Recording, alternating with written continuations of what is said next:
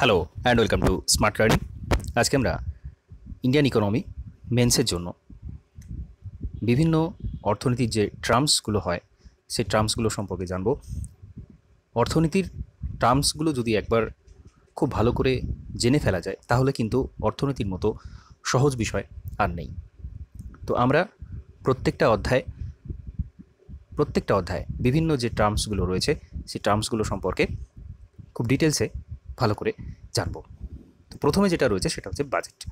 যদিও বাজেট সম্পর্কে এর আগে আমি আলোচনা করেছি, বাজেটের সংক্রান্ত বিভিন্ন বিষয় নিয়ে আলোচনা করেছি, তো এখানে আরও ডিটেলসে আমরা জানব। প্রথমত, budget comes from the old French budget meaning little bag. তো ফ্রেঞ্চ শব্দ থেকে এসেছে, বগেটি এই শব্দটা থেকে এসেছে, যার অর্থ হচ্ছে ছোট bag. Made through a consultative process involving Ministry of Finance, Niti Aayog and spending ministries. তো একটা দীর্ঘ প্রসেসের পদ্ধতির মধ্য দিয়ে বাজেটটা তৈরি হয়, যেখানে ইনভলভ থাকে মিনিস্ট্রি অফ ফাইন্যান্স, নীতি আয়োগ এবং আরও অন্যান্য মিনিস্ট্রির যে সংস্থা সেই তারা কিন্তু ইনভলভ থাকে এই বাজেট প্রস্তুতির ক্ষেত্রে। আর মূলত বাজেটটা প্রস্তুত করে থাকে, এখানে আলোচনা হয় বিভিন্ন বিষয় সংক্রান্ত, বিভিন্ন বিষয়ে আলোচনা হয়। তার পরবর্তী সময়ে বাজেটটা তৈরি করে থাকে budget division department of economic affair. এটা আমাদের বেশি মনে রাখতে হবে যে বাজেট প্রস্তুত করে কিন্তু ডিপার্টমেন্ট অফ ইকোনমিক অ্যাফেয়ার, এবং এটা অবশ্যই ফাইন্যান্স মিনিস্ট্রির আন্ডারে এই ডিপার্টমেন্ট অফ ইকোনমিক অ্যাফেয়ার্সটা রয়েছে। of the Minister of Finance annually. The Finance Minister is the head of the budget making committee. তো যিনি ফাইন্যান্স মিনিস্টার, যিনি অর্থমন্ত্রী থাকেন কেন্দ্রের, তিনি এই কমিটির প্রধান।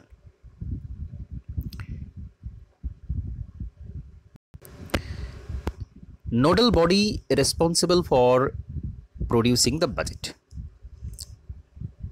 তো নোডাল বডি আমরা আগেই দেখেছি ডিপার্টমেন্ট অফ ইকোনমিক অ্যাফেয়ার। তো এটা আমাদের বারবার মনে রাখতে হবে, department of economic affair ministry of ফাইন্যান্সের আন্ডারে এই ডিপার্টমেন্ট অফ ইকোনমিক অ্যাফেয়ার কাজ করে এবং তারাই কিন্তু মূলত বাজেটটা প্রস্তুত করে। The printing process of the union budget paper is marked by the customary halwa ceremony held at North Block in Delhi. Budget প্রস্তুত হওয়ার পর প্রিন্টিংয়ের যে বিষয়টা, যেটা লোকসভাতে উপস্থাপিত হয়, তার আগে সেটা প্রিন্ট করা বিষয়টা, সেটা হয়ে থাকে নর্থ ব্লক দিল্লিতে, এবং সেটা হালুয়া সেরিমনি বলা হয়। দীর্ঘ দিন ধরে এই প্রসেসটা চলে আসছে। হালুয়া তৈরি হয় ওই সময় কমপ্লিট হয়ে যাওয়ার পর, তো দীর্ঘ প্রসেসে চলে আসছে। যদিও 2021-22 যে বাজেট সেটা কিন্তু পেপারলেস প্রেজেন্ট হয়েছে লোকসভাতে। Before presentation of the budget, president recommendation is obtained under article 117 Clause 1 and 117 Clause 3 for introduction and consideration in the lower house of parliament. তো বাজেটটা প্রেজেন্ট করার আগে লোকসভাতে সেখানে কিন্তু প্রেসিডেন্টের রিকমেন্ডেশনের প্রয়োজন হয়, যেটা আর্টিকেল 117 Clause 1 এবং Clause 3-তে রয়েছে। এবং এটা প্রেজেন্ট কে করে থাকেন? অবশ্যই ফাইন্যান্স মিনিস্টার, যিনি অর্থমন্ত্রী থাকেন, তিনি লোকসভাতে এই বাজেটটা প্রেজেন্ট করে থাকেন, উপস্থাপন করে থাকেন। আরও গুরুত্বপূর্ণ বিষয়, according to article 112 of the constitution of India, the union budget of a year is a statement of the estimate receipt and expenditure of the government for that particular year. তো article 112 অনুযায়ী আমাদের সংবিধানের এই union বাজেটটা প্রস্তুত হয়, এবং সেখানে কি করা হয়?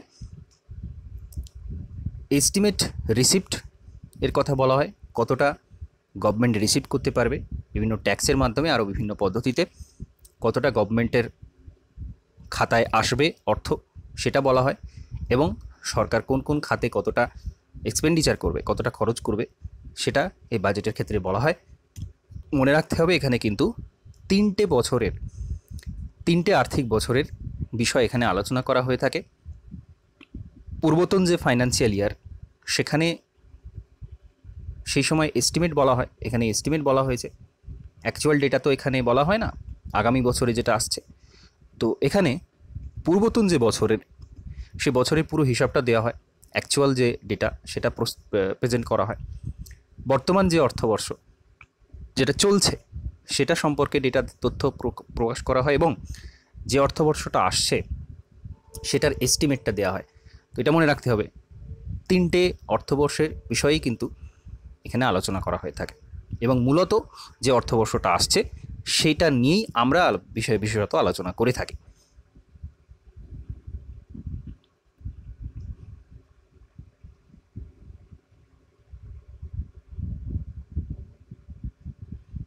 আচ্ছা, এখানে বাজেট সংক্রান্ত আরও কিছু বিষয় বলা রয়েছে।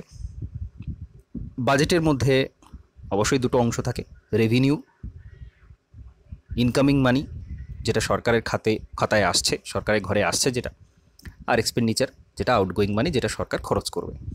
তো রেভিনিউর মধ্যে ট্যাক্স থাকে, মূলত ট্যাক্স থাকে, এছাড়াও নন ট্যাক্স রেভিনিউ কিন্তু সরকার বিভিন্নভাবে পেয়ে থাকে, বিভিন্ন পেনাল্টি চার্জ করা হয়, আরও বিভিন্ন বিষয়ে নানা রকম ইস্যু, সরকারের যে সম্পত্তি আছে সেখান থেকে আয়।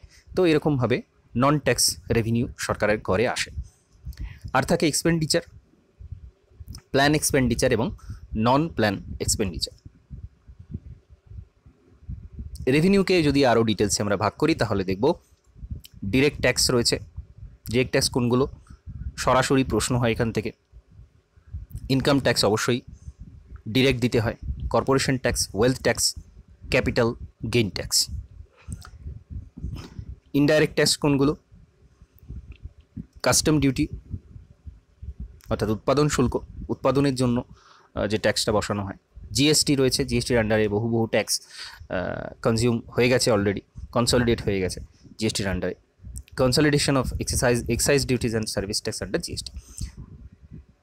এক্সাইজ ডিউটি এখানে কিন্তু কাস্টম ডিউটি, এটা অ্যাকচুয়ালি এক্সপোর্ট ইম্পোর্টের জন্য যে ট্যাক্সটা বসানো হয় সেটা। এক্সাইজ ডিউটিটা হচ্ছে উৎপাদন শুল্ক। তো সেই উৎপাদন শুল্ক এবং অন্যান্য যে সার্ভিস ট্যাক্স সমস্ত জিএসটির আন্ডারে চলে এসছে। GST receive the central excise and service tax. তো সমস্ত জিএসটির মধ্যে এগুলো চলে এসেছে, সেজন্য আলাদা করে এখানে খুব বেশি আরও যে ট্যাক্সগুলো ছিল সেগুলো বলার প্রয়োজন নেই, জিএসটির আন্ডারে সেগুলো রয়েছে। এছাড়াও নন ট্যাক্স রেভিনিউ রয়েছে, ফি কালেকশন হচ্ছে, তার মধ্যে ড্রাইভিং লাইসেন্স, আরটিআই, পাসপোর্ট, এগুলো পড়ছে সরকারের খাতে, আয় হিসেবে আসে। ফাইন এবং পেনাল্টি যেগুলো বসানো হয় সেটা। পাবলিক সেক্টর এন্টারপ্রাইজ, সরকারের যে নিজস্ব উৎপাদন সংস্থা রয়েছে পাবলিক সেক্টর এন্টারপ্রাইজ, সেখান থেকে পাবলিক সেক্টর আন্ডারটেকিং, সেখান থেকে আয়গুলো আসে, গিফট আসে, গ্র্যান্ট আসে বিদেশ থেকে। তো সেইগুলো সমস্তই নন ট্যাক্স রেভিনিউর মধ্যে পড়ে। প্রত্যেকটা আমাদের আলাদা আলাদা করে জানতে হবে, কারণ সরাসরি এখান থেকে প্রশ্ন হয় কোনটা ডিরেক্ট ট্যাক্স, কোনটা ইনডাইরেক্ট ট্যাক্স এবং কোনটা নন ট্যাক্স রেভিনিউর মধ্যে পড়ছে। A full budget is not just the presentation of annual finances of the government, but an occasion to change existing tax slabs, announce new scheme and shop for different sectors of the economy. তো বাজেটে শুধুমাত্র estimate করা হয় এটা নয়, এখানে tax slab অর্থাৎ ট্যাক্সের পরিমাণ কতটা বাড়ানো হচ্ছে বা কমানো হচ্ছে বা একই রাখা হচ্ছে সেই বিষয়টা এখানে আলোচনা করা হয়। নতুন স্কিমের ব্যাপারে আলোচনা করা হয়, সরকার কি কি নতুন স্কিম আনতে চলেছে ওয়েলফেয়ারের জন্য সেইগুলো বলা হয়, এবং বিভিন্ন ইকোনমিক সেক্টরের বিভিন্ন পরিবর্তন সম্পর্কে এখানে আলোচনা করা হয়। A full budget includes the passage of a finance bill to get parliament's approval for any tax related changes. যেখানে একটা সম্পূর্ণ বাজেট পেশ করা হয়। বাজেট সম্পূর্ণ সবসময় হয় না, ম্যাক্সিমাম টাইমে সম্পূর্ণ হয়। কখন সম্পূর্ণ হয় না সেটা আমরা আগে জেনেছি, আবারও এখানে আলোচনা করব। তো যখন সম্পূর্ণ বাজেট একটা উপস্থাপন করা হচ্ছে তখন সেটা ফাইন্যান্স বিল হিসেবে উপস্থাপন করা হচ্ছে। বিলটা পাশ হতে হয় অবশ্যই পার্লামেন্টে, অর্থাৎ এই যে ট্যাক্স রিলেটেড যে চেঞ্জ আসে সেটা ট্যাক্সের বিষয়টা প্রত্যেকটা মানুষের উপর এফেক্ট করে, ইনডাইরেক্ট ট্যাক্স যেটা, সেজন্য সেখানে কিন্তু পার্লামেন্টের অ্যাপ্রুভাল প্রয়োজন হয়। যারা পার্লামেন্টে প্রতিনিধি রয়েছেন মানুষের, তারা প্রত্যেকে সেখানে ভোট দিয়ে সেটাকে কিন্তু বিলটা পাশ করাতে হয়, সেটা ফাইন্যান্স বিল হিসেবে উপস্থাপন করা হয়। ট্যাক্স রিলেটেড চেঞ্জ করার জন্য খুব গুরুত্বপূর্ণ একটা বিষয়। তো এটা কিন্তু পাস হতে হয় পার্লামেন্টে যে কোনো বিলের মতো। এখানে যেহেতু এটা ফাইন্যান্স সংক্রান্ত, সেই জন্য ফাইন্যান্স বিল হিসেবে উপস্থাপিত হয় এবং সেটা কিন্তু পাস হতে হয় অবশ্যই। তো এই গুরুত্বপূর্ণ বিষয়টা মনে রাখতে হবে। ইন অ্যান ইলেকশন ইয়ার, যে বছর লোকসভাতে ইলেকশন হচ্ছে, the outgoing government does not tinker with the taxes or announce new scheme, and sobs as these are left at disposal of the new government. তো যে বিষয়টা বলছিলাম যে ফুল বাজেট উপস্থাপিত হয় না, যে বছর লোকসভা ভোট থাকে সরকারকে চলে যেতে হয়, একটা অস্থায়ী সরকার। ফেব্রুয়ারি মাসে বাজেট উপস্থাপন হচ্ছে, ভোট হয় এপ্রিল মে নাগাদ। তো এই কয়েক মাসের জন্য কিন্তু সম্পূর্ণ অ্যালোকেশন সম্ভব নয়। তো সেই ক্ষেত্রে কী হয়, in order to manage it's expenditure for the interim period till a new government takes over and announce the budget, the outgoing government presents what is called a vote on account or an interim budget to get the parliament's approval for expenditure to be incurred for the next few months. অত্যন্ত গুরুত্বপূর্ণ বিষয়, একটা অত্যন্ত গুরুত্বপূর্ণ terms, vote on account বা interim budget, অন্তর্বর্তীকালীন budget. অন্তর্বর্তীকালীন কেন? কারণ ওই যেটুকু সময় তারা রয়েছে নতুন সরকার আসার, বা সেই সরকারে যদি আসে সেটাকে নতুন হিসেবে ধরা যায়, কারণ তারা প্রত্যেকে রিজাইন দিচ্ছে, লোকসভা ভেঙে যাচ্ছে। তো সেই যে গ্যাপ, যেটুকু সময়ের মধ্যে ভোট হওয়ার আগে, বাজেট পেশ এবং ভোট হওয়ার আগের মধ্যেকার যে গ্যাপ, সেই সময়ের জন্য যে অ্যালোকেশন সেটা করা হয় এবং সেটাকে বলা হয় ভোট অন অ্যাকাউন্ট, যেটা ফুল বাজেট নয়। To get the parliament's approval for expenditure to be incurred for the next few month. তো ওই কয়েক মাসের জন্য যে এক্সপেন্ডিচার প্রয়োজন হয়, যে খরচের প্রয়োজন হয়, সেটাও অ্যাপ্রুভালের প্রয়োজন। তো সেটাকে বলা হয় ভোট অন অ্যাকাউন্ট বা ইন্টারিম বাজেট। আচ্ছা, এখানে রেভিনিউয়ের বিষয়টা আলোচনা করা হয়েছিল, ট্যাক্স নন ট্যাক্স রেভিনিউ ডিটেলসে। এখানে এক্সপেন্ডিচারের বিষয়টা বলা আছে, কোথায় কোথায় এক্সপেন্ডিচার হয়, খরচ হয় কোথায় কোথায় সরকারের, আমরা দেখে নেব। প্রথমে নন প্ল্যান রেভিনিউ এক্সপেন্ডিচার।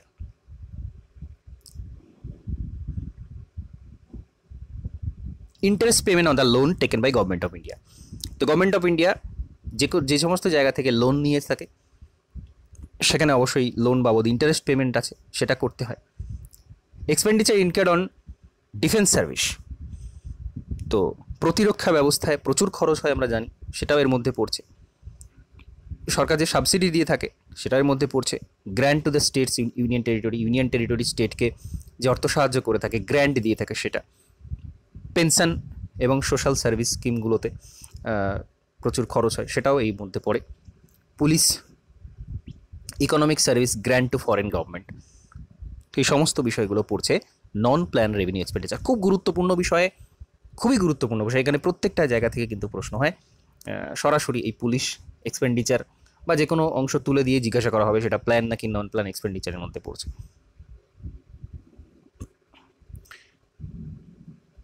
এরপর নন plan capital expenditure.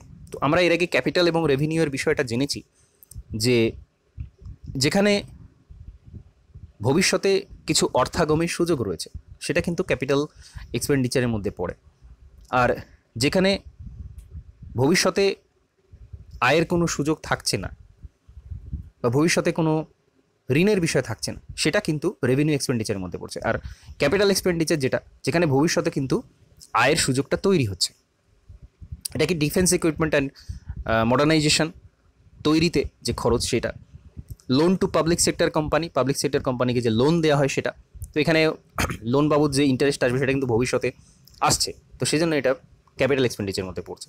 Loan two state and union territory, রাজ্য সরকার এবং ইউনিয়ন টেরিটরিকে যে লোন দেওয়া হয় সেই অংশটা। এরপর খুব গুরুত্বপূর্ণ, বাজেটের বিভিন্ন পার্ট রয়েছে। ডেফিসিট বাজেট, সারপ্লাস বাজেট এবং ব্যালেন্সড বাজেট। ডেফিসিট বাজেটটা কি? যেখানে আউটগোয়িং মানিটা ইনকামিং মানির থেকে বেশি হয়ে যায়, অর্থাৎ সরকারের খরচ যেখানে বেশি হয়ে যাচ্ছে, সরকারের যে ইনকাম, যে আয়, তার থেকে খরচ বেশি হয়ে যাচ্ছে, সেখানে সেজন্য সেটাকে বলা হচ্ছে ডেফিসিট বাজেট। সারপ্লাস বাজেট ঠিক ডেফিসিট বাজেটের উল্টো এখানে আউটগোয়িং মানি ইনকামিং মানির থেকে বেশি, ইনকামিং মানিটা বেশি, আউটগোয়িং মানিটা কম। ব্যালেন্স বাজেট, যেটা একেবারে সমান সমান হয়ে যাচ্ছে, আউটগোয়িং মানি যতটা খরচ হচ্ছে, ইনকামিং মানি ততটাই আসছে, সেজন্য এটাকে ব্যালেন্স বাজেট বলা হয়। তো প্রত্যেকটা আমরা শব্দগুলো থেকেই অনুমান করতে পারি যে বিষয়টা কি। অর্থনীতির অধিকাংশ ক্ষেত্রেই তাই শব্দগুলোর উপর আমাদের জোর দিতে হবে। শব্দগুলো যদি আমরা বুঝে ফেলতে পারি তাহলে কিন্তু অধিকাংশ অর্থনীতির টার্মসের মিনিংটা আমরা বুঝে ফেলতে পারবো। তো ভোটার অ্যাকাউন্ট, যেটা এর আগে আমরা দেখলাম, সেটা নিয়ে একটু বলা রয়েছে। In the absence of presentation of full budget যেখানে পেশ করার সুযোগ থাকছে না, the outgoing government seeks a vote on account for the parliament for propose expenditure to be incurred in the next few months. পরের সামান্য কয়েকটা মাসের জন্য যে এক্সপেন্ডিচারের প্ল্যান করা হয়েছে, যে খরচের প্ল্যান করা হয়েছে, তার অ্যাপ্রুভালের জন্য যে বাজেটটা পেশ করা হচ্ছে সেটাকে বলা হচ্ছে vote on account till the new government takes over. There are no major announcement related to any new schemes or shops during a vote on account, as the new government sentence could differ from that of the outgoing government. তো এখানে কোনো বড় স্কিমের বিষয়টা আসে না, কারণ নতুন গভর্নমেন্ট এসে সেই স্কিমটা চালাবে কিনা তার কোনো নিশ্চয়তা নেই, বা ওইটুকু সময়ের মধ্যে অত বড় গ্র্যান্টটাও কিন্তু সম্ভব হয় না। তো এখানে সেজন্য বিরাট কিছু অ্যানাউন্সমেন্ট বা বিরাট কিছু পরিবর্তনের কথা ঘোষণা করা হয় না ভোট অন অ্যাকাউন্ট বা ইন্টারিম বাজেটের ক্ষেত্রে। খুব গুরুত্বপূর্ণ টার্মস, এবং এখানে প্রত্যেকটা বিষয় গুরুত্বপূর্ণ, আমাদের কিন্তু খুব ভালো করে এই জায়গাটা জানতে হবে, পড়তে হবে। এখানে একেবারে জিস্ট বিষয়টা তোলা রয়েছে, প্রত্যেকটা ইনফরমেশন এখানে গুরুত্বপূর্ণ, খুব ভালো করে আমাদের বাজেটের এই অংশগুলোটা জানতে হবে। আচ্ছা, এরপর চলে আসবো ইনফ্লেশন। আজকে এই দুটো অধ্যায় আমরা জানবো। ইনফ্লেশন খুব গুরুত্বপূর্ণ, মুদ্রাস্ফীতি বর্তমান বিষয়ের সাথে প্রাসঙ্গিক। তো ইনফ্লেশনটা এখানে খুব সুন্দর করে বোঝানো রয়েছে। Increase in the general level of prices for goods and service over a period of time. একটা নির্দিষ্ট সময় নিরিখে কোনো বস্তু, দ্রব্য বা কোনো পরিষেবার মূল্য বৃদ্ধি, সেটাকে বলা হয় ইনফ্লেশন বা মুদ্রাস্ফীতি। এখানে দেখানো রয়েছে 2012 সালে টুথপেস্টের দাম ছিল 25 টাকা, 2016তে সেটা হয়ে গেছে ডাবল, 50 টাকা হয়ে গেছে। তো এটাকেই বলা হচ্ছে ইনফ্লেশন। একটা নির্দিষ্ট সময় ইনভলভ আছে এখানে, এটা গুডস, তার দামটা বেড়েছে, সেটাকে বলা হচ্ছে inflation. Low inflation has many benefits. আমাদের একটা বিষয় বুঝতে হবে, ইনফ্লেশন মানেই কিন্তু সবসময় খারাপ বিষয় নয়। অর্থনীতিতে বলা হয় যে ইনফ্লেশন যদি খুব অল্প হারে হয়ে থাকে তাহলে সেটা কিন্তু অর্থনীতির বৃদ্ধিকে সূচিত করে। কন্ট্রোল ইনফ্লেশন যেটা, সেটা কিন্তু অর্থনীতির পক্ষে ভালো। এখানে সে বিষয়ে একটু আলোচনা করা রয়েছে। When inflation is low, consumers and businesses are better able to make long-range plan because they know that the purchasing power of their money will hold and will not be steadily eroded year after year. তো এক্ষেত্রে যারা consumer আছে তারা এবং যারা businessman আছে, অর্থাৎ উভয় পক্ষই কিন্তু একটা দীর্ঘমেয়াদী পরিকল্পনা তারা গ্রহণ করতে পারে। কারণ অর্থের মূল্যটা কিন্তু হঠাৎ করে এখানে কমে যাচ্ছে না, মুদ্রাস্ফীতিটা হঠাৎ করে হচ্ছে না, ধীরে ধীরে হচ্ছে। তো তারা একটা লং টার্ম প্ল্যান কিন্তু তৈরি করতে সুযোগ পায়। Low inflation also means lower nominal and real interest rate. Interest rate যেটা আসে সেটা কিন্তু কম থাকে। Lower real interest rate reduce the cost of borrowing. সেক্ষেত্রে কী হয়, বড় করার যে কস্ট সেটা কম হয়, স্বাভাবিক। বড় করা হচ্ছে, কোনো জায়গা থেকে লোন নেওয়া হচ্ছে, তার ইন্টারেস্ট রেট যেহেতু কম, সেটা অনেক বেশি সুবিধাজনক হয়। This encourage households to buy durable goods such as houses and autos. তো লোন রেট যদি কম হয় সেক্ষেত্রে তারা অনেক বেশি লোন নেওয়ার সুযোগ পায়, তার যেহেতু সেখানে ইন্টারেস্ট রেট কম পে করতে হচ্ছে তাদের ইন্টারেস্ট রেট, সেখানে এই সমস্ত দীর্ঘমেয়াদী যে সমস্ত জিনিস, হাউস হোল্ডস, ডিউরেবল যে সমস্ত গুড থাকে, বাড়ি, গাড়ি টাড়ি, এই সমস্ত বিষয়, এগুলো কিন্তু তারা পারচেস করার সুযোগ পায় বা আগ্রহী হয় পারচেস করতে। It also encourages business to invest in order to improve productivity so that they can stay competitive and without steadily having to raise prices. তো এক্ষেত্রে বিজনেসেরও সুবিধা হয়, কারণ তারা বাড়ি গাড়ি যখন ক্রয় করছে কনজিউমার যারা, তো বিজনেসম্যান যারা, তাদেরও সুবিধা হবে, সেইগুলোর চাহিদা বাড়বে এবং তারা উৎসাহ পাবে সেখানে ইনভেস্ট করতে। তো ইনভেস্টমেন্টেরও এখানে কিন্তু সুবিধা আছে।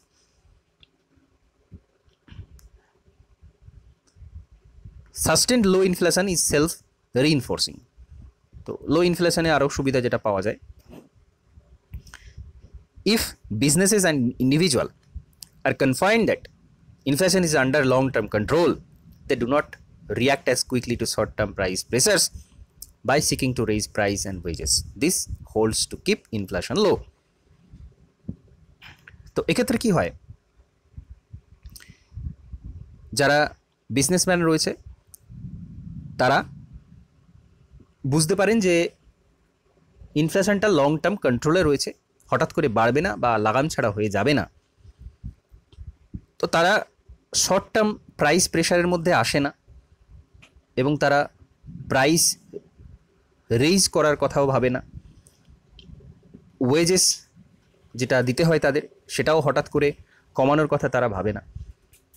তো দীর্ঘমেয়াদী অর্থনীতিতে একটা স্থিতিশীল ভাব আসে, যেখানে বিজনেসম্যানরা কনফিডেন্স পাচ্ছে, কনজিউমাররা সুযোগ পাচ্ছে, তার ফলে অর্থনীতির বৃদ্ধিটা কিন্তু দীর্ঘস্থায়ী হচ্ছে, হঠাৎ করে কোলাপস করে যাচ্ছে না। ধীরে ধীরে ধীরে ধীরে অর্থনীতির বৃদ্ধি কিন্তু অনেক বেশি বাড়ছে। তো এই সুবিধাগুলো পাওয়া যায় লো ইনফ্লেশন রেট, যখন অল্প হারে মুদ্রাস্ফীতি হয়। এরপর খুব গুরুত্বপূর্ণ কয়েকটা টার্মস আমরা দেখব। কস্ট পুল ইনফ্লেশন, আমরা বারবার দেখে থাকি, এগুলো পরীক্ষাতে বারবার এসে থাকে। কস্ট পুল ইনফ্লেশনটা কি? caused by an increase in prices of input like labor, raw material. অর্থাৎ ইনফ্লেশন মানে মুদ্রাস্ফীতি, মুদ্রাস্ফীতি দ্রব্য এবং পরিষেবার হয়। তো যে দ্রব্যটা উৎপাদন করা হচ্ছে তার যে উৎপাদন মূল্য, কস্ট, উৎপাদন করার জন্য যে খরচ হয় সেইখানে বেড়ে যাচ্ছে দামটা, তার ফলে মূল দামের বৃদ্ধি ঘটছে। একটা উৎপাদক সংস্থা তার যখন উৎপাদন করতেই খরচ অনেক বেশি হবে, সে তখন জিনিসটার দাম বাড়িয়ে দেবে, সেটাই হচ্ছে কস্টফুল ইনফ্লেশন। অর্থাৎ কোথায় তাদের দামটা বাড়ছে? লেবারদের জন্য যে ওয়েজেস দিতে হয় সেটা যদি বেড়ে যায়, তাদের যে কাঁচামাল লাগছে সেটা যদি দাম বেড়ে যায়, তাহলে কিন্তু কস্টফুল ইনফ্লেশন হবে।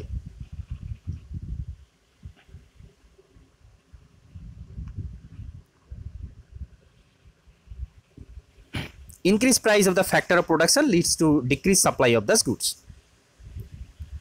তো ফ্যাক্টর অফ প্রোডাকশন আমরা আগে জেনেছি, জমি, শ্রম, মূলধন এবং উদ্যোক্তা, ফ্যাক্টর অফ প্রোডাকশন। এর দাম যদি বেড়ে যায়, তার দাম যদি বেড়ে যায়, তাহলে সেটা অবশ্যই কস্টফুল ইনফ্লেশনের মধ্যে সেটা কিন্তু আসছে। While a demand remain constant, the prices of commodities increase, causing a raise in the overall price level. This is in Asian costful inflation. তো এরকম পরিস্থিতি দেখা যায় যেখানে চাহিদা বাড়েনি, মানুষের চাহিদা একই আছে এবং তা সত্ত্বেও দামটা বাড়ছে। কেন? কারণ ওইটাই যে উৎপাদনের যে মূল্য, উৎপাদনের জন্য যে কস্ট, উৎপাদনের জন্য যে খরচ, সেটা বেড়ে গেছে। তার ফলে যারা উৎপাদন করছেন, উৎপাদক সংস্থা, তারা দ্রব্যের দামটা বাড়িয়ে দিয়েছেন। এটাই হচ্ছে কস্ট পুল ইনফ্লেশন। এরপর ঠিক বিপরীত, ডিম্যান্ড পুল ইনফ্লেশন। কস্ট পুলে আমরা কি দেখলাম?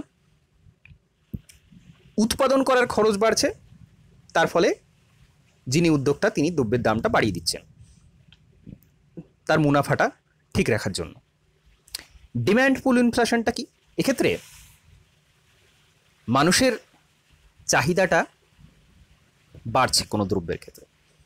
এখন যে কোনো দ্রব্যের উৎপাদন ফিক্সড, উৎপাদন যদি না বাড়ে, ফিক্সড থাকে, মানুষের চাহিদা যদি বাড়ে, তাহলে কিন্তু অবশ্যই সেই দ্রব্যের দামটা বাড়বে।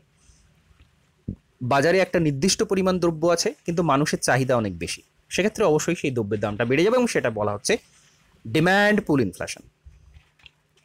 Due to increasing aggregate demand, increased aggregate demand mainly comes from either increase in government expenditure or by an increased expenditure from households and farms. তো এটা কখন হয় সেটা বলা রয়েছে, গভর্নমেন্ট এক্সপেন্ডিচার যদি বেড়ে যায়, সরকার যদি খরচ করে, অর্থাৎ বিভিন্ন জায়গাতে দেখা যাচ্ছে বিভিন্ন স্কিমের ক্ষেত্রে মানুষের কাছে সরাসরি অর্থ আসছে মানুষের হাতে, এরকম ক্ষেত্রে মানুষের চাহিদা বেড়ে যাবে স্বাভাবিক, তখন দ্রব্যের দাম বাড়ে, ডিম্যান্ড পুল ইনফ্লেশন হয়। অথবা হাউসহোল্ড বা ফার্মস থেকে যখন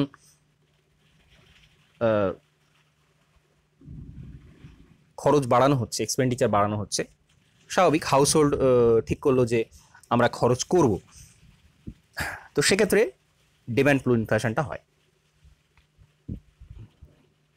root cause of demand pull inflation, সেটা মূল বিষয়টা কি, এগ্রিগেট ডিম্যান্ড এগ্রিগেট সাপ্লাই থেকে বেশি থাকে, যেটা আমি প্রথমে বললাম।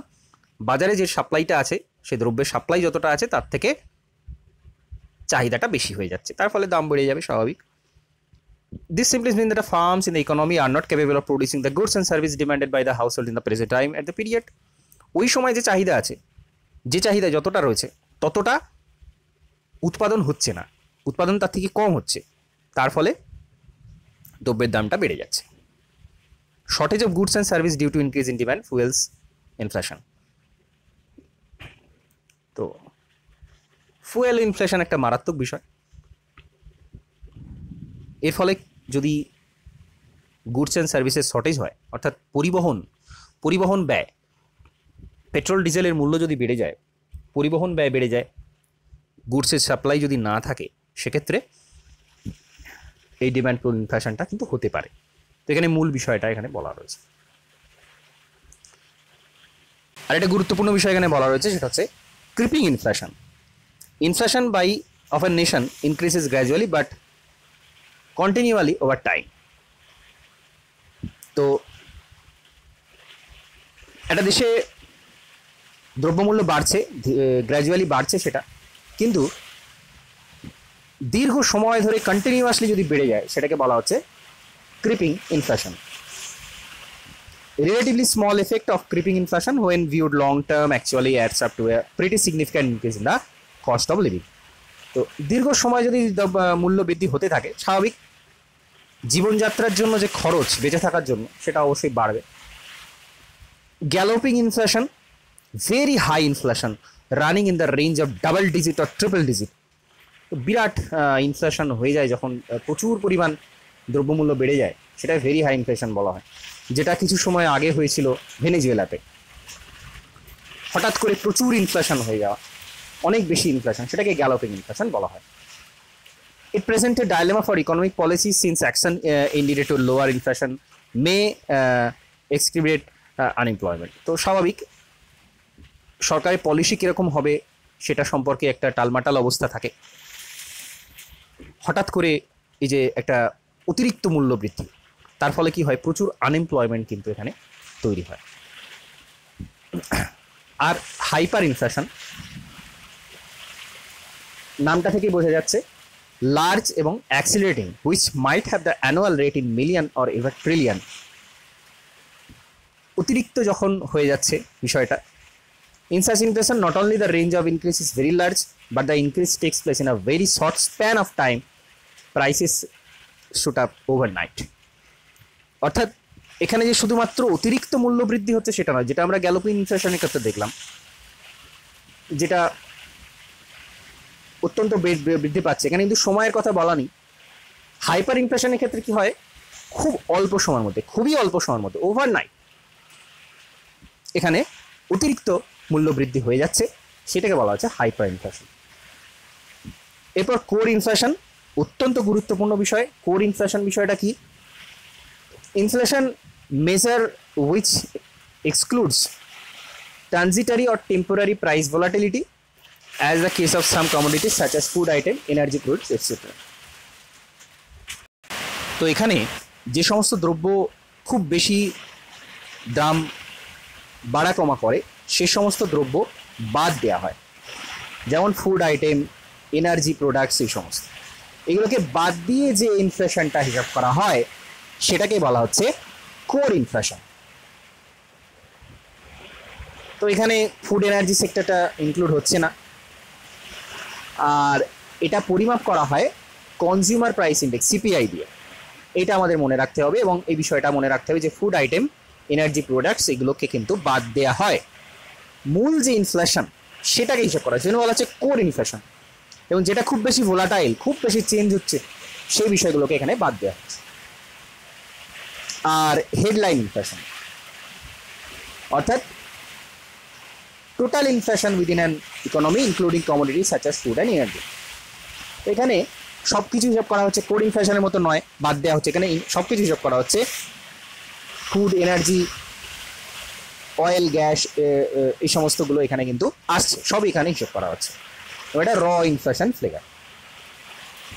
স্ট্যাগফ্লেশন খুব গুরুত্বপূর্ণ। Situation in which the inflation rate is high, inflation রেটটা এখানে অত্যন্ত বেশি, economic growth rate slow and unemployment remain steadily high.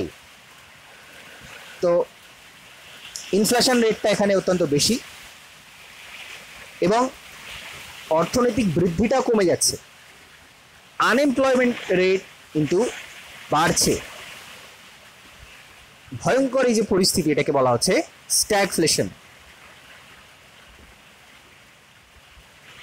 It presents a dilemma for economic policy since action needed to lower inflation may exacerbate unemployment. Sorry, এই পোর্শনটা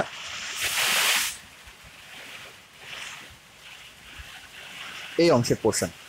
তো এখানে অর্থনৈতিক policy নিতেও অসুবিধা হয় স্ট্যাগফ্লেশনের সময়, কারণ অর্থনৈতিক বৃদ্ধিও হচ্ছে না, অথচ মুদ্রাস্ফীতি হচ্ছে। তো খুব গুরুত্বপূর্ণ একটা situation.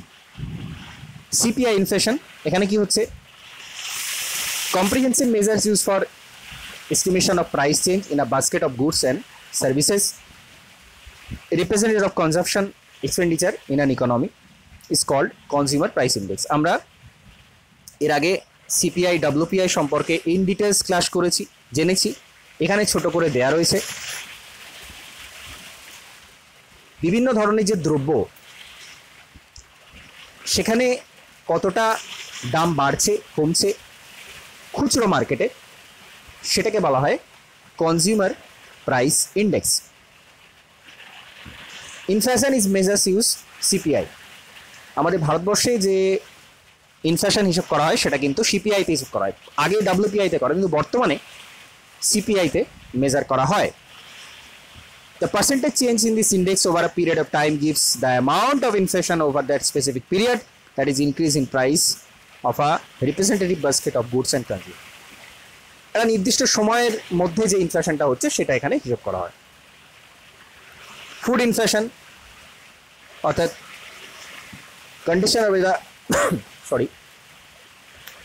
exist increase in wholesale price index or essential food item relative to the general inflation or the consumer price index. তো খাদ্যদ্রব্যের মূল্য যখন বাড়ছে, বাস্কেট অফ যে ফুড থাকছে, সেখানে বিভিন্ন ধরনের খাদ্যদ্রব্য থাকছে, তাদের যখন দামটা বাড়ছে সেটাকে বলা হচ্ছে ফুড ইনফ্লেশন। কোর ইনফ্লেশন আমরা এর আগেই দেখলাম, যাদের দাম মূল্য খুব অল্প সময়ের মধ্যে খুব বাড়ে কমে, সেগুলো বাদ দিয়ে যে ইনফ্লেশন রিপোর্ট করা। হোলসেল প্রাইস ইন্ডেক্স ইনফ্লেশন, যেটা হোলসেল মার্কেটের যে প্রাইস, সেখানের যে মূল্য বৃদ্ধি, সেটাই হচ্ছে হোলসেল প্রাইস ইন্ডেক্স ইনফ্লেশন। তো ডব্লিউপিআই এর ক্ষেত্রে এখানে একটু বলা রয়েছে, ডব্লিউপিআই এখানেও বাস্কেট অফ গুডস হিসেব করা হয়। কনজিউমার যেটা গুডস যে দামে কেনে সেটা না করে এখানে কর্পোরেশন থেকে, অর্থাৎ পাইকারি মার্কেটে যে বেচা কেনা হয় তার যে দাম, সেটা হিসেব করা হয় হোলসেল প্রাইস ইন্ডেক্স। এর উদ্দেশ্যটা কি? Monitor price movement that reflect supply and demand in industry, manufacturing, construction. তো ইন্ডাস্ট্রিতে ডিমান্ড সাপ্লাই কেমন আছে, ম্যানুফ্যাকচারিং কেমন আছে, সেটা জানার জন্য এটা করা হয়। এখানে খুব গুরুত্বপূর্ণ দুটো ইনফরমেশন দেওয়া রয়েছে।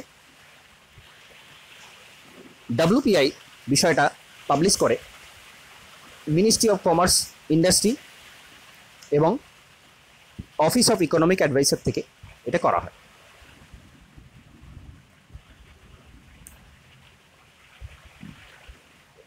Base year 2011-12।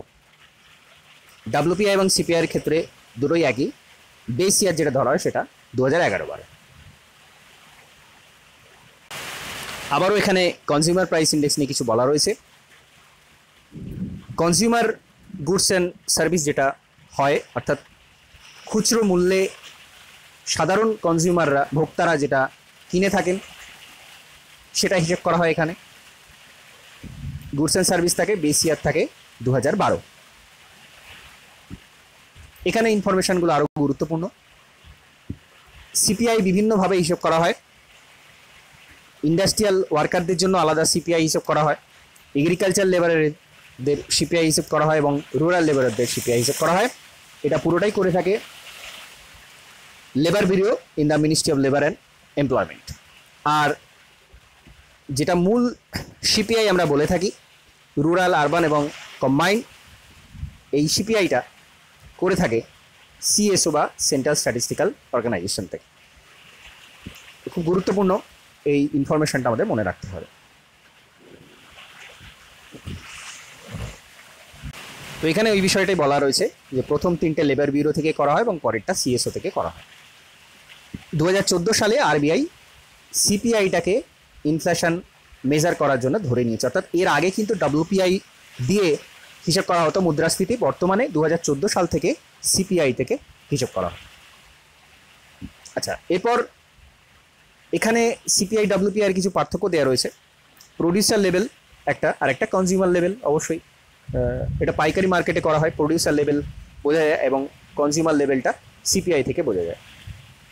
Both baskets measures ইনফ্লেশনের trend within the border economy with different in which weightage are assigned to food, fuel and manufacture item. বিভিন্ন ওয়েটেজ দেওয়া হয়, আমরা ডিটেলসে এর আগে জেনেছি, এখানে আমি ডিটেলসে যাচ্ছি না। বিভিন্ন বিষয়ে বিভিন্ন আলাদা আলাদা ওয়েটেজ রয়েছে, সেই অনুযায়ী কিন্তু এখানে ইনফ্লেশনটা হিসেব করা হয়। WPI does not capture changes in the prices of service which CPI does. খুব গুরুত্বপূর্ণ একটা ইনফরমেশন। সার্ভিস এটা কিন্তু WPI হিসাব করে না, WPI এর সার্ভিসের বিষয়টা থাকে না, সিপিআইতে থাকে। এটা খুব গুরুত্বপূর্ণ একটা বিষয়, producer price index, PPI. Average change in the price of goods and service either as they leave the place or products called output PPI or as they enter the production process called input PPI. এখানে goods and সার্ভিসের ইনপুটটা হিসাব করা হয়, অর্থাৎ production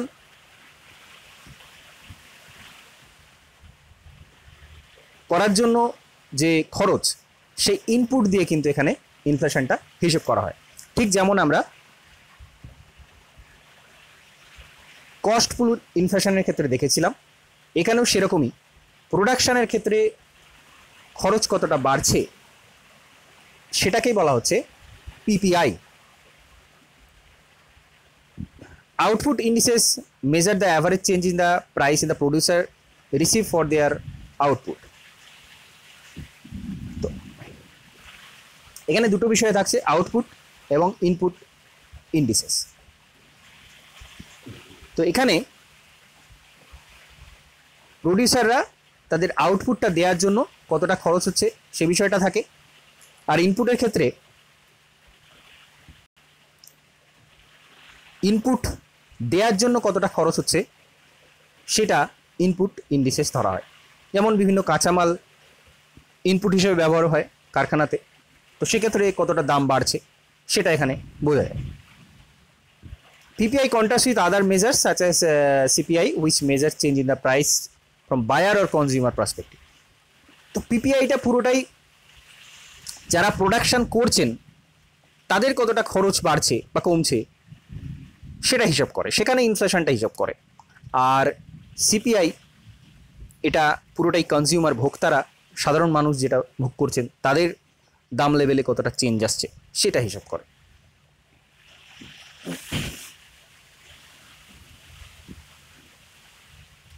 এখানে PPI এবং WPI এর কথা বলা রয়েছে,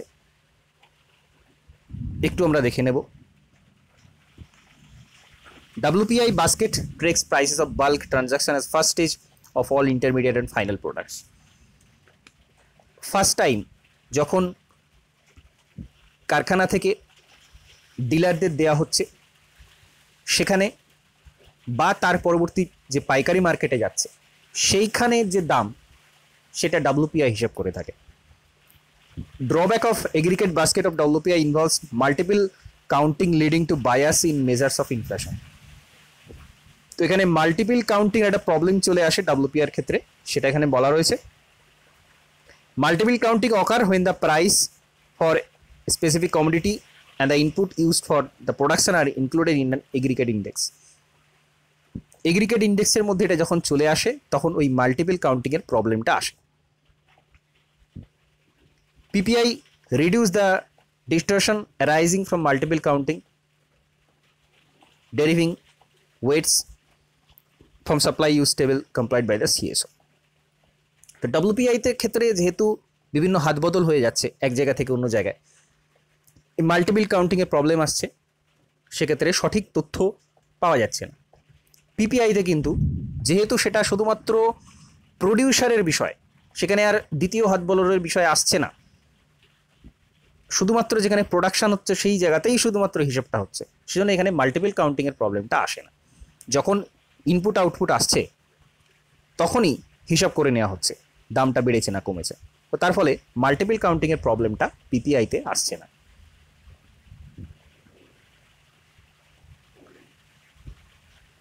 Scope of PPI extend to service which are not presently covered under WPI.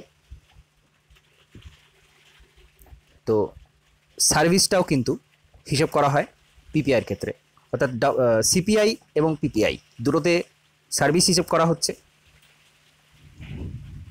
কিন্তু WPI তে সার্ভিসটা বাদ দেওয়া হয়েছে। Benefit of migrating from WPI to PPI আর to cover bulk transaction of all goods and services. অর্থাৎ ওই বিষয়টাই যে সমস্ত গুডস সার্ভিস সব কিছু যেহেতু PPI এর মধ্যে ইনভলভ থাকছে সেটা সুবিধাজনক হচ্ছে। Do away the bias of double counting in WPI এর ডাবল কাউন্টিংয়ের সমস্যা PPI তে আসছে না। To comply indices that are consist with the national account statistics for use as deflator. তো এটা ন্যাশনাল অ্যাকাউন্টিং স্ট্যাটিস্টিক্স থেকে এই তথ্যগুলো নেওয়া হচ্ছে। Using population proportion as weights and all India index as weight average of city indices has been compound in house. তো এখানে বর্তমানে কি করা হয়, এই জনসংখ্যার নিরিখে অল ইন্ডিয়া ইন্ডেক্স ওয়েট হিসেবে সিটি ইন্ডেক্স এগুলো কিন্তু বর্তমানে এই হিসাবগুলো আলাদা আলাদাভাবে করা হয়ে থাকে। যদিও এটা CPI WPI বা PPI এর মধ্যে আসছে না, কিন্তু এই হিসাবগুলো আলাদা করে করা হয়ে থাকে। আমাদের এখানে মূল বিষয় যেটা বুঝতে হবে, CPI WPI এবং PPI এই তিনটে ইন্ডেক্স রয়েছে। আমাদের মুদ্রাস্ফীতি হিসাব করার সময় CPI বা কনজিউমার প্রাইস ইন্ডেক্সের যে মূল্য সেটা হিসাব করা হয়, সেটা থেকেই আমরা মুদ্রাস্ফীতি হচ্ছে কিনা জানতে পারি। এবং CPI এর মধ্যে সার্ভিস ইনক্লুডেড আছে, WPI এর মধ্যে সার্ভিস ইনক্লুডেড নেই, PPI এর মধ্যে আবার সার্ভিস ইনক্লুডেড আছে। তো এই সমস্ত ছোটোখাটো বিষয় এবং এই কোন জায়গা থেকে এগুলো প্রকাশ করা হয়ে থাকে, কারা প্রকাশ করে, কোন সংস্থা প্রকাশ করে, সেটা আমাদের জেনে রাখতে হবে। এবং বেস ইয়ার কবে আছে বা এই সমস্ত যে গুরুত্বপূর্ণ বিষয়গুলো সেটা কিন্তু আমাদের জানতে হবে। তো আমরা আজকে এই বাজেট এবং ইনফ্লেশনের যে গুরুত্বপূর্ণ টার্মসগুলো সেগুলো সম্পর্কে জানলাম। পরবর্তী সময় আমরা ডেফিসিট, বিভিন্ন ধরনের যে ডেফিসিট হয়, নানা রকম ট্রেড ডেফিসিট, মনিটারি ডেফিসিট, বিভিন্ন ধরনের যে ডেফিসিট হয়, নানা রকম টার্মস থাকে, সেই সম্পর্কে, আনএমপ্লয়মেন্ট সম্পর্কে আবারও বিভিন্ন টার্মস সম্পর্কে জানবো। আজকে এই অংশটা এখানে কমপ্লিট করছি। নমস্কার, ধন্যবাদ।